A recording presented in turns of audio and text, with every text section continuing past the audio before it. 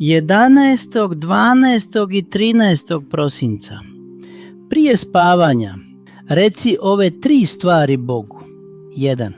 Bože, hvala ti za sve što si danas učinio za mene. 2.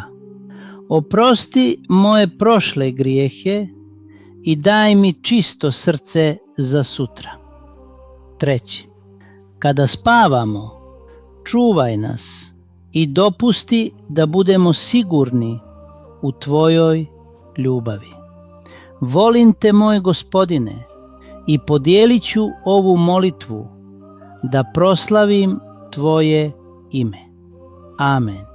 Napiši amen i podijeli.